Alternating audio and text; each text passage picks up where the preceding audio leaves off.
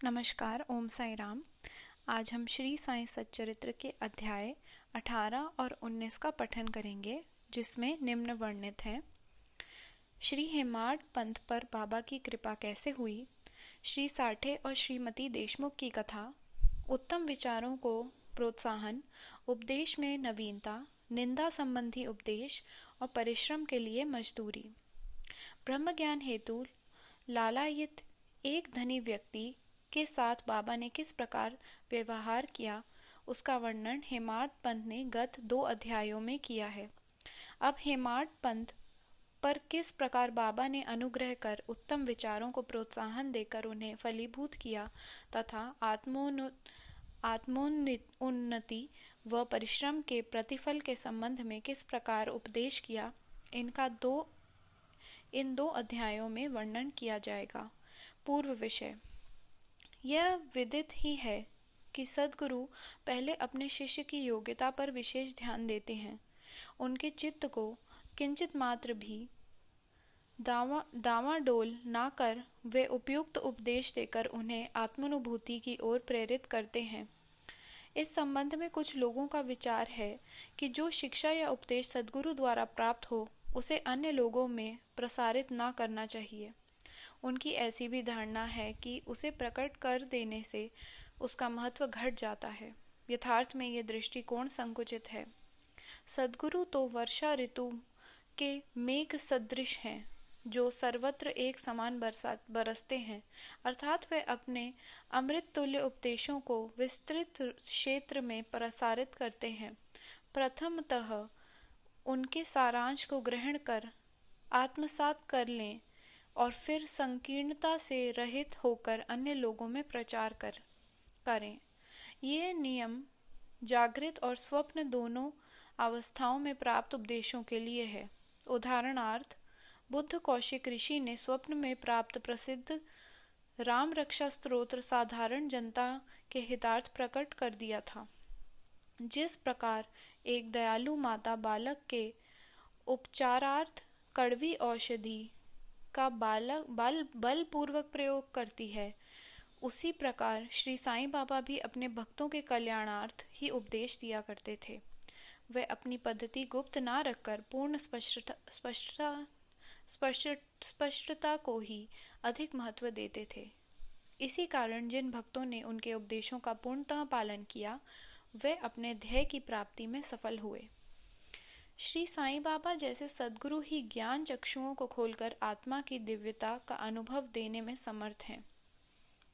विषय वासनाओं से आसक्ति नष्ट कर वे भक्तों की इच्छाओं को पूर्ण कर देते हैं, जिसके फलस्वरूप ही ज्ञान और वैराग्य प्राप्त होकर ज्ञान की उत्तरोत्तर उन्नति होती रहती है।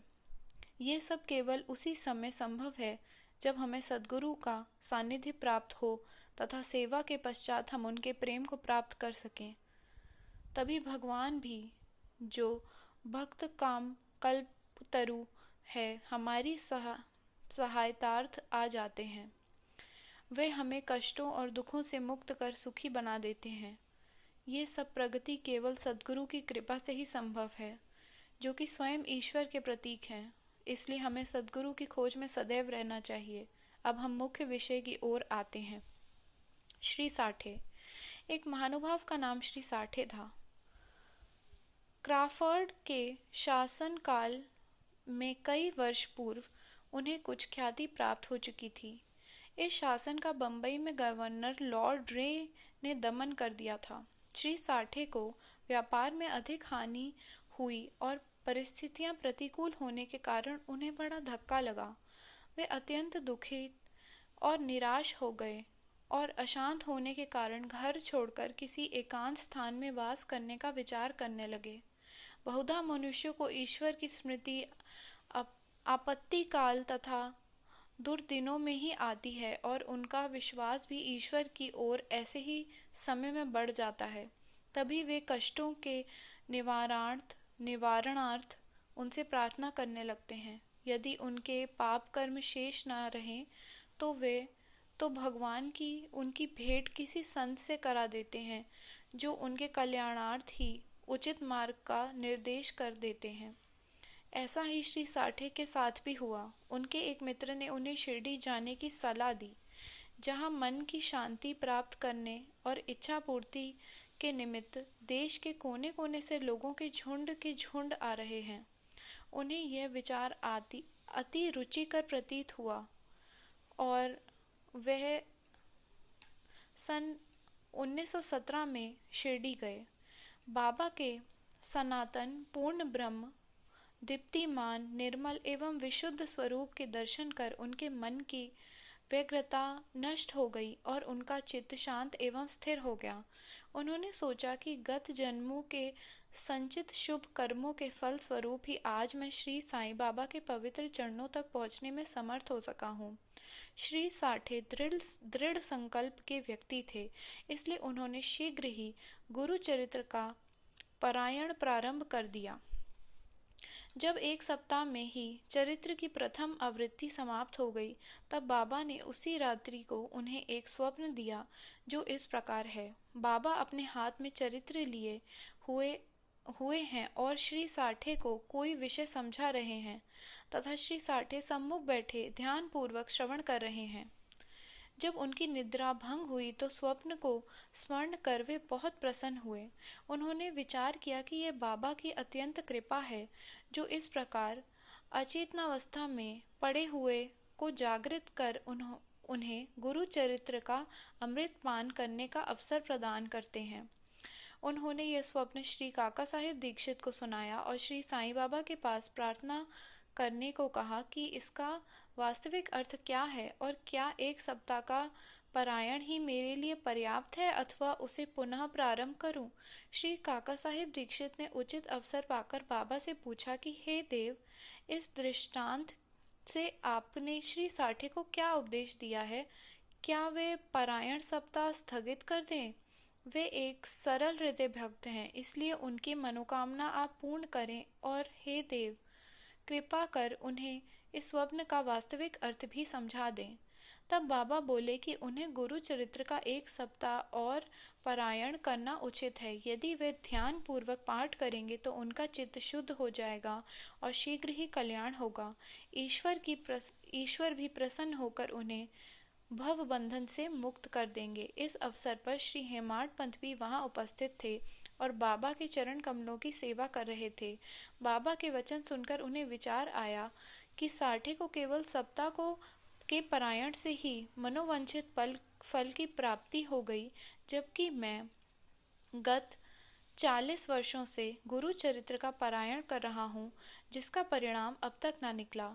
उनका केवल 7 दिनों का शिरडी निवास सफल हुआ और मेरा गत 7 वर्ष सहवास क्या व्यर्थ हो गया। चातक पक्षी के समान मैं सदा उस कृपाघन की राह देखा करता हूँ, जो मेरे ऊपर अमृत वर्षण करे। वे कब मुझे अपने उपदेश देने की कृपा करेंगे।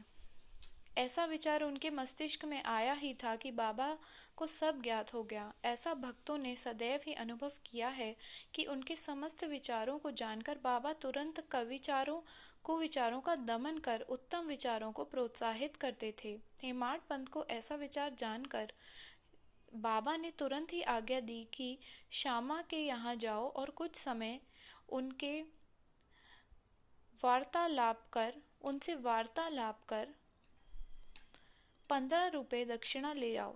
बाबा को दया आ गई थी, इसी कारण उन्होंने ऐसी आज्ञा दी। उनकी अवज्ञा करने का साहस भी किसे था। श्री हेमाड पंत शीघ्र श्यामा के घर पहुंचे। इस समय पर श्यामा स्नान कर धोती पहन रहे थे। उन्होंने बाहर आकर हेमाड पंत से पूछा कि आप यहाँ कैसे? जान पड़ता है कि आप मस्जिद से ही आ रहे हैं, तथा आप ऐसे व्यथित और उदास क्यों हैं? आप अकेले ही क्यों आए हैं? आइए, बैठिए और थोड़ा विश्राम तो करिए।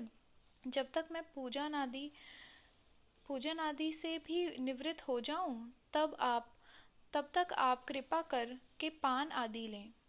इसके पश्चात ही हम और आप सुखपूर्वक वार्तालाप करें। ऐसा कहकर वे भीतर चले गए। दालान में बैठे बैठे हेमाड पंत की दृष्टि अचानक खिड़की पर रखी नाथ भागवत पर पड़ी। नाथ भागवत श्री एकनाथ द्वारा महाभागवत के 11वें स्कंध पर मराठी भाषा में की हुई एक टीका है। श्री साईं बाबा की आज्ञानुसार श्री बापू साहिब जोग और श्री काका साहिब दीक्षित शिरडी में नित्य भगवत गीता का मराठी टीका सहित, जिसका नाम भावार्थ दीपिका या ज्ञानेश्वरी है, कृष्ण और भक्त अर्जुन संवाद, नाथ भावार्थ रामायण का पठन किया करते थे। जब भक्तगण बाबा से कोई प्रश्न पूछने आते तो वे कभी आंशिक उत्तर देते और कभी उनके उपर्युक्त भागवत तथा प्रमुख ग्रंथों का श्रवण करने को कहते थे, जिन्हें सुनने पर भक्तों को अपने प्रश्नों के पूर्णतया संतोषप्रद उत्तर प्राप्त हो जाते थे। श्री हेमाड पंत भी नित्य प्रति नाथ भागवत के कुछ अंशों का पाठ किया करते थे। आज प्रातः मस्जिद को जाते समय कुछ भक्तों के सत्संग के कारण उन्होंने अपना नित्य नियम अनुसार पाठ अधूरा ही छोड़ दिया था। उन्होंने जैसे ही वह ग्रंथ उठाकर खोला तो अपने अपूर्ण भाग का पृष्ठ सामने देखकर उनको आश्चर्य हुआ। उन्होंने सोचा कि बाबा ने इसी कारण ही मुझे यहाँ भेजा है, ताकि मैं अपना शेष पाठ पूरा कर लूँ, और उन्होंने शेष अंश का पाठ आरंभ कर दिया। पाठ पूर्ण होते ही श्यामा भी भीतर बाहर आए और उन दोनों में वार्तालाप होने लगा। हेमाड पंत ने कहा कि मैं बाबा का एक संदेश लेकर आपके पास आया हूँ। उन्होंने मुझे आपसे 15 रुपये दक्षिणा लाने तथा थोड़ी देर वार्तालाप कर आपको अपने साथ लेकर मस्जिद वापस आने की आज्ञा दी है। श्यामा आश्चर्य से बोले, मेरे पास तो एक फूटी कौड़ी भी नहीं है, इसलिए आप रुपयों के बदले दक्षिणा में मेरे 15 नमस्कार ही ले जाओ। तब हेमाड पंत ने कहा कि ठीक है, मुझे आपके 15 नमस्कार ही स्वीकार हैं।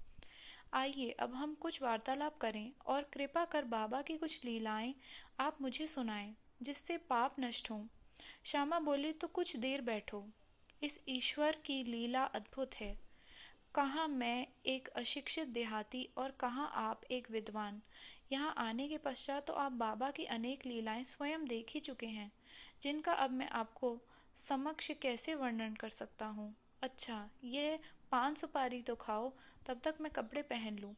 थोड़ी देर में श्यामा बाहर आए और फिर उन दोनों में इस प्रकार वार्तालाप होने लगा। श्यामा बोले, इस परमेश्वर की लीलाएं अगाध हैं, जिसका कोई पार नहीं।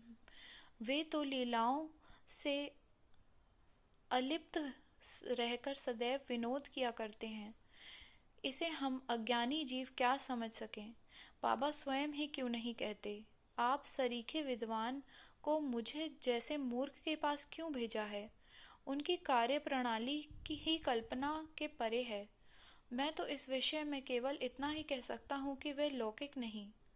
इस भूमिका के साथ श्यामा ने कहा कि अब मुझे एक कथा की स्मृति हो आई है, जिसे मैं व्यक्तिगत रूप से जानता हूँ। जैसी भक्त की निष्ठा और भाव होता है, बाबा भी उसी प्रकार उनकी सहायता करते हैं।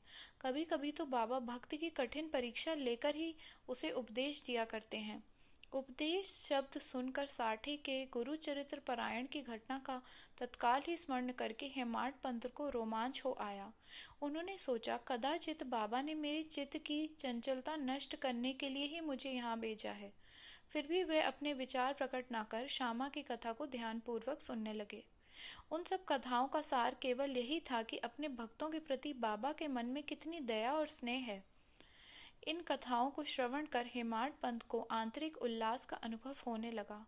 तब श्यामा ने नीचे लिखी कथा कही। श्रीमती राधाबाई देशमुख।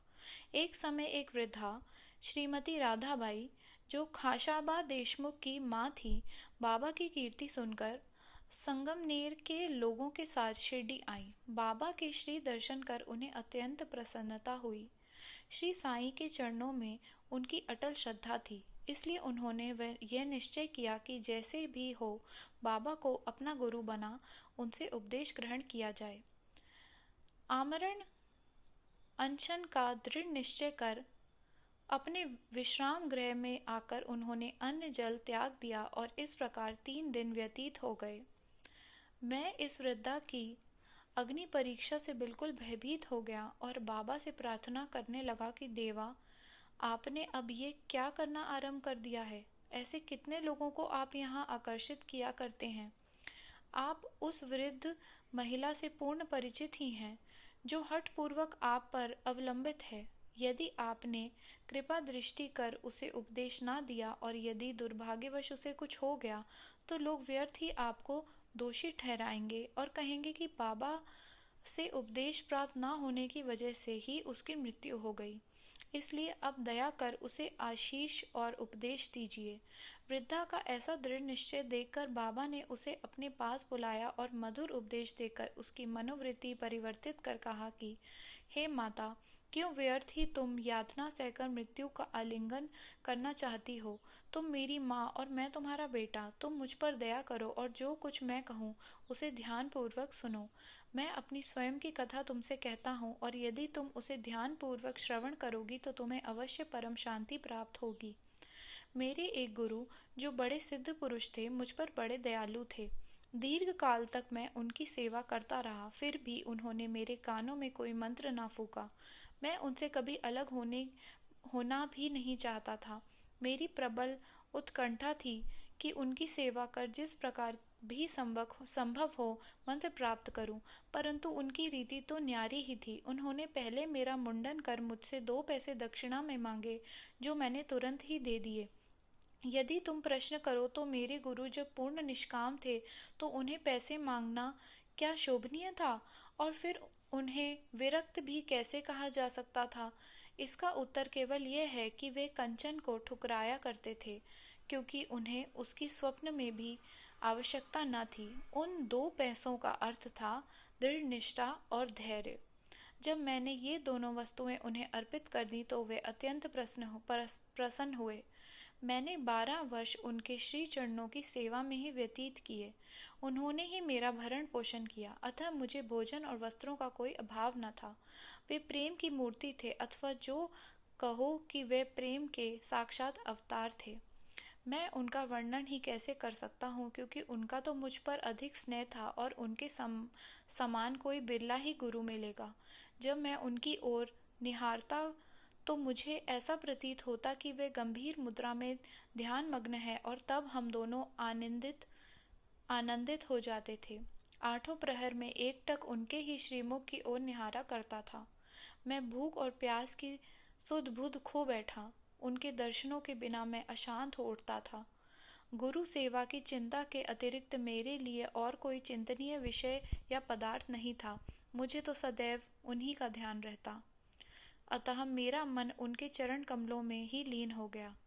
ये हुई 1 पैसे की दक्षिणा। धैर्य है दूसरा पैसा। मैं धैर्यपूर्वक बहुत काल तक प्रतीक्षा कर गुरु सेवा करता रहा। यही धैर्य तुम्हें भी भव सागर से पार उतार देगा।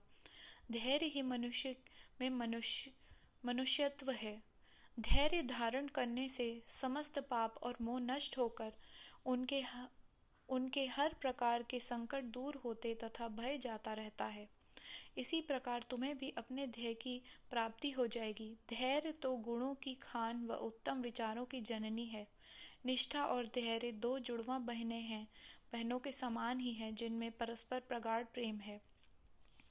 मेरे गुरु मुझसे किसी वस्तु की आकांक्षा ना रखते थे। उन्होंने कभी मेरी उपेक्षा नहीं की, वरन सदैव रक्षा करते रहे। यद्यपि मैं सदैव उनके चरणों के समीप ही रहता था, फिर भी कभी किन्हीं अन्य स्थानों पर यदि चला जाता तो भी मेरे प्रेम की कभी कमी ना हुई। वे सदा मुझ पर कृपा दृष्टि रखते थे। जिस प्रकार कछवी प्रेम दृष्टि से अपने बच्चों का पालन करती है, चाहे वे उसके समीप हो अथवा नदी के पास पार, सो है माँ।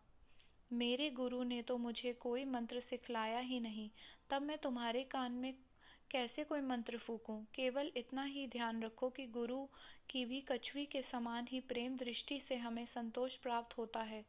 इस कारण व्यर्थ में किसी से उपदेश प्राप्त करने का प्रयत्न ना करो। मुझे ही अपने विचारों तथा कर्मों का मुख्य ध्येय बना लो, और तब तुम्हें निस्संदेह ही परमार्थ की प्राप्ति हो जाएगी। मेरी ओर अन्याय भाव से देखो तो मैं भी तुम्हारी ओर वैसे ही देखूंगा। इस मस्जिद में बैठकर मैं सत्य ही बोलूंगा कि किन्हीं साधनाओं या शास्त्रों के अध्ययन की आवश्यकता नहीं, वरन केवल गुरु में विश्वास की ही पर्याप्त है। पूर्ण विश्वास रखो कि गुरु ही करता है और वह धन्य है जो गुरु की महानता से परिचित हो उसे हरि हर और ब्रह्म त्रिमूर्ति का अवतार समझता है। इस प्रकार समझाने से वृद्ध महिला को सांत्वना मिली और उसने बाबा को नमन कर अपना उपवास त्याग दिया। यह कथा ध्यान पूर्वक एकाग्रता से श्रवण कर तथा उसके उपयुक्त अर्थ पर विचार कर हेमाड पंथ को बड़ा आश्चर्य हुआ। उनका हृदय भर आया और उन्हें रोमांच हो उठा। अत्यंत आनंद विभोर हो जाने से उनका कंठ रूठ गया और वे मुख से एक शब्द भी न बोल सके। उनकी ऐसी स्थिति देख श्यामा ने पूछा कि आप ऐसे स्तब्ध क्यों हो गए, बात क्या है?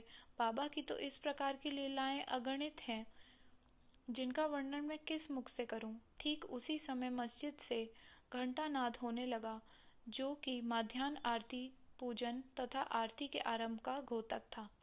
तब श्यामा को और हेमाड पंथ भी शीघ्र ही मस्जिद की ओर चले। बापू साहिब जोग ने पूजन आरंभ कर दिया था। स्त्रियां मस्जिद में ऊपर खड़ी थीं और पुरुष वर्ग नीचे मंडप में।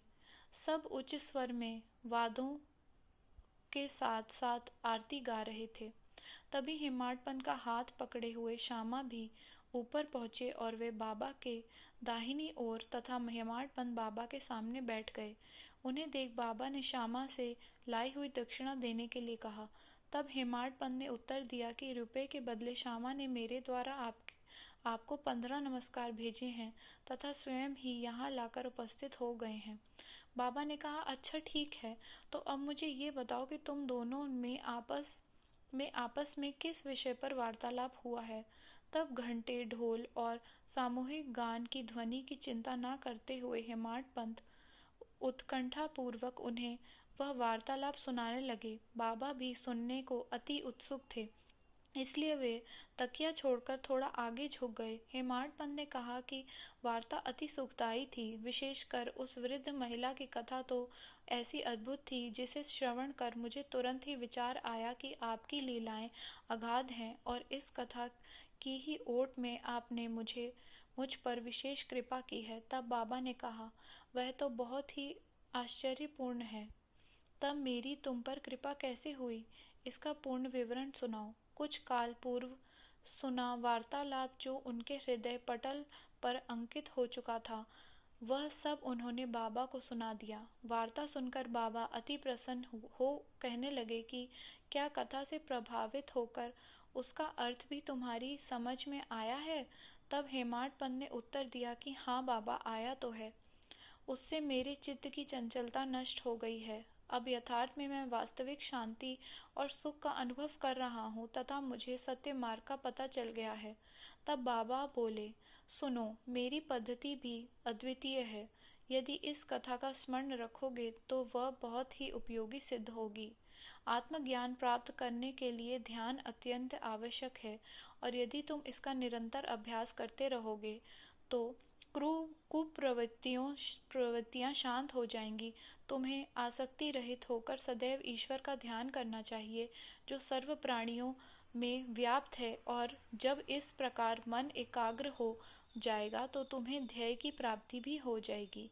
मेरे निराकार सच्चिदानंद स्वरूप का ध्यान करो, जैसे कि तुम मुझे दिन रात यहाँ देखते हो।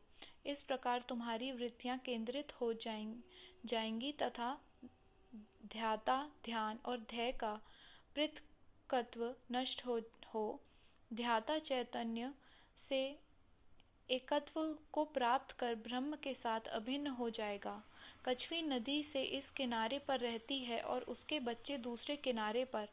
ना वह उन्हें दूध पिलाती है और ना हृदय से भी लगा लेती है, वरन केवल उसकी प्रेम दृष्टि से ही उनका भरण पोषण हो जाता है। छोटे बच्चे भी कुछ न करके केवल अपनी माँ का ही स्मरण करते रहते हैं। उन छोटे छोटे बच्चों पर कछुए की केवल दृष्टि ही उन्हें अमृत तुल्य आहार और आनंद प्रदान करती है। ऐसा ही गुरु और शिष्य का भी संबंध है। बाबा ने ये अंतिम शब्द कहे ही थे कि आरती समाप्त हो गई और सबने उच्च स्वर में श्री सच्चिदानंद सद्गुरु साईनाथ महाराज की जय बोला। प्रिय पाठकों, कल्पना करो कि हम सब भी उस समय उसी भीड़ और जय जयकार में सम्मिलित हैं। आरती समाप्त होने पर प्रसाद वितरण हुआ। बापू साहिब जोग हमेशा की तरह आगे बढ़े और बाबा को नमस्कार कर कुछ मिश्री का प्रसाद दिया। यह मिश्री हेमाड पंथ को देकर वे बोले कि यदि तुम इस कथा को अच्छी तरह से सदैव स्मरण रखोगे तो तुम्हारी भी स्थिति इस मिश्री के समान मधुर होकर समस्त इच्छाएं पूर्ण हो जाएंगी और तुम सुखी हो जाओगे। हेमाड पंथ ने बाबा को साष्टांग प्रणाम किया और स्तुति की कि प्रभु इसी प्रकार दया कर सदैव मेरी रक्षा करते रहो। तब बाबा ने आशीर्वाद देकर कहा कि इन कथाओं को श्रवण करो, नित्य मनन तथा निधि ध्यासन कर तत्व को ग्रहण करो, तब तुम्हें ईश्वर का सदा स्मरण तथा ध्यान बना रहेगा और वह स्वयं तुम्हारे समक्ष और स्वरूप को प्रकट कर देगा। प्यारे पाठकों, हेमाड पंथ को उस समय मिश्री का प्रसाद भली भांति मिला जो आज हमें इस कथामृत के पान करने का अवसर प्राप्त हुआ। आओ हम भी उस कथा का मनन करें तथा उसका सार ग्रहण कर बाबा की कृपा से स्वस्थ और सुखी हो जाएं। 19वें अध्याय के अंत में हेमाड पंथ ने कुछ और भी विषयों का वर्णन किया है जो यहाँ दिए जाते हैं। अपने बर्ताव के संबंध में बाबा का उपदेश। नीचे दिए हुए अमूल्य वचन सर्वसाधारण भक्तों के लिए हैं और यदि उन्हें ध्यान में रखकर आचरण में लाया गया तो सदैव ही कल्याण होगा। जब तक किसी से कोई पूर्व नाता या संबंध ना हो तब तक कोई किसी के समीप नहीं जाता। यदि कोई मनुष्य या प्राणी तुम्हारे समीप आए तो उसे अभद्रता से ना ठुकराओ, उसका स्वागत कर आदर पूर्वक बर्ताव करो। यदि तृषित को जल, क्षुधा पीड़ित को भोजन, नंगे को वस्त्र और आगंतुक को अपना दालान विश्राम करने को दोगे तो भगवान श्री हरि तुमसे निस्संदेह प्रसन्न होंगे। यदि कोई तुमसे द्रव्य याचना करे और तुम्हारी इच्छा देने की ना हो तो ना दो, परंतु उसके साथ अभद्र व्यवहार ना करो। तुम्हारी कोई कितनी ही निंदा क्यों ना करे, फिर भी कटु उत्तर देकर तुम उस पर क्रोध ना करो। यदि इस प्रकार ऐसे प्रसंगों से सदैव बचते रहें तो यह निश्चित ही है कि तुम सुखी रहोगे। संसार चाहे उलट पलट हो जाए परंतु तुम्हें स्थिर रहना चाहिए। सदा अपने स्थान पर दृढ़ रहकर गतिमान दृश्य को शांतिपूर्वक देखो। एक को दूसरे से अलग रखने वाले भेद द्वैत की दीवार नष्ट कर दो, जिससे अपना मिलन पथ सुगम हो जाए। द्वैत भाव अर्थात मैं और तू ही भेद वृत्ति है जो शिष्य को अपने गुरु से पृथक कर देती है। इसलिए जब तक इसका नाश ना हो जाए तब तक अभिन्नता प्राप्त करना संभव नहीं है। अल्लाह मालिक अर्थात ईश्वर ही सर्वशक्तिमान है और उसके सिवा अन्य कोई संरक्षण करता नहीं है। उनकी कार्य प्रणाली अलौकिक, अनमोल और कल्पना से परे है। उनकी इच्छा से ही सब कार्य होते हैं। वही मार्ग प्रदर्शन कर सभी इच्छाएं पूरी करते हैं। ऋणानुबंध के कारण ही हमारा संगम होता है, इसलिए हमें परस्पर प्रेम कर एक दूसरे की सेवा कर सदैव संतुष्ट रहना चाहिए। जिसने अपने जीवन का ध्येय ईश्वर दर्शन पा लिया है वही धन्य और सुखी है। दूसरे तो केवल कहने को ही जब तक प्राण है तब तक जीवित हैं। उत्तम विचारों को प्रोत्साहन। यह ध्यान देने योग्य बात है कि श्री साईं बाबा सदैव उत्तम विचारों को प्रोत्साहन किया करते थे।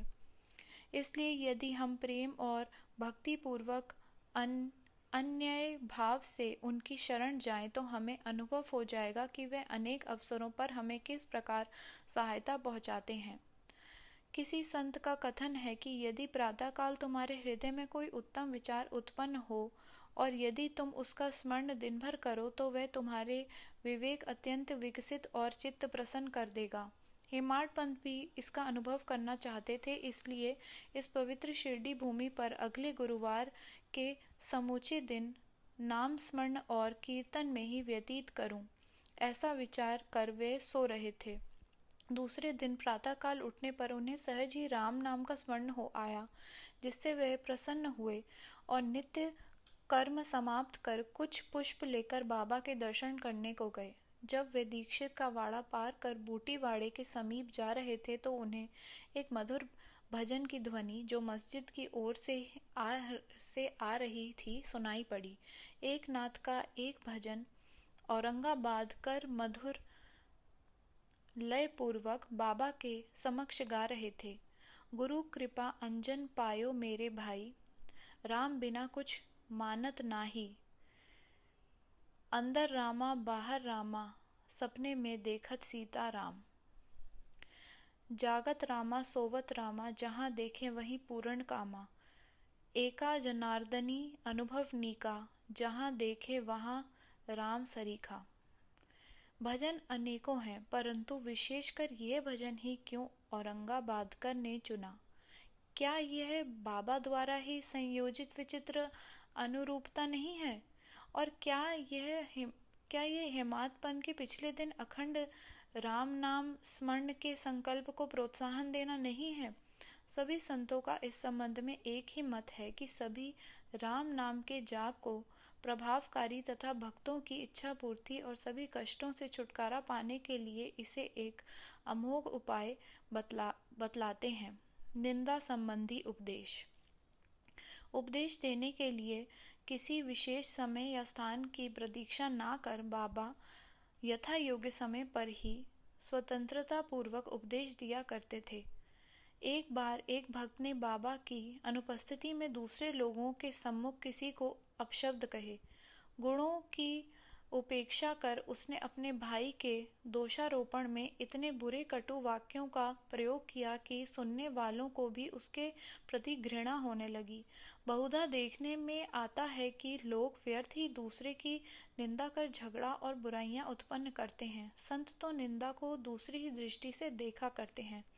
उनका कथन है कि शुद्धि के लिए अनेक विधियों में मिट्टी, जल और साबुन पर्याप्त है, परंतु निंदा करने वालों की उपयोगिता भिन्न ही होती है। वे दूसरों के दोषों को केवल अपनी जिह्वा से ही दूर करते हैं और इस प्रकार वे दूसरों की निंदा कर उनका उपकार ही किया करते हैं, जिसके लिए वे धन्यवाद के पात्र हैं। निंदक को उचित मार्ग पर लाने के लिए साईं बाबा की पद्धति सर्वथा ही भिन्न थी। वे तो सर्वज्ञ थे ही, इसलिए उस निंदक के कार्य को भी वे समझ गए। मध्याह्न काल में जब लेंडी बाग के समीप उससे भेंट हुई तब उन्होंने विष्ठा खाते हुए एक सूअर की ओर उंगली उठाकर उससे कहा कि देखो वह कितने प्रेम पूर्वक विष्ठा खा रहा है।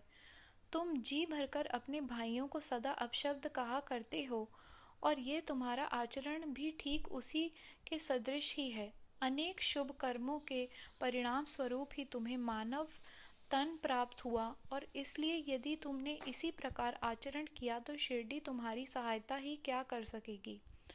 भक्त ने उपदेश ग्रहण कर लिया और वहां से चला गया। इस प्रकार प्रसंगानुसार ही वे उपदेश दिया करते थे। यदि उन पर ध्यान देकर नित्य उनका पालन किया जाए तो आध्यात्मिक ध्येय अधिक दूर न होगा। एक कहावत प्रचलित है कि यदि मेरा श्री हरि होगा तो वह मुझे चारपाई पर बैठे बैठे ही भोजन पहुंचाएगा।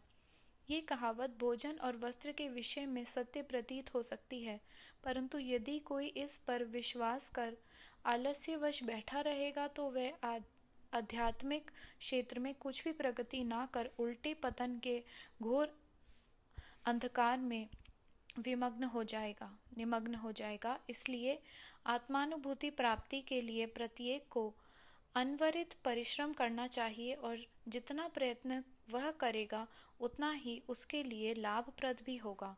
बाबा ने कहा कि मैं तो सर्वव्यापी हूँ और विश्व के समस्त भूतों तथा चराचर में व्याप्त रहकर भी अनंत हूँ।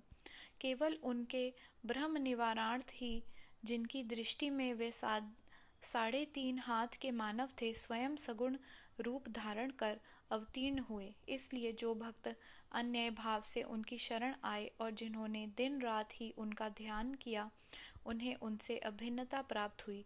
जिस प्रकार की माधुर्य और मिश्री लहर और समुद्र तथा नेत्र और कांति में अभिन्नता हुआ करती है।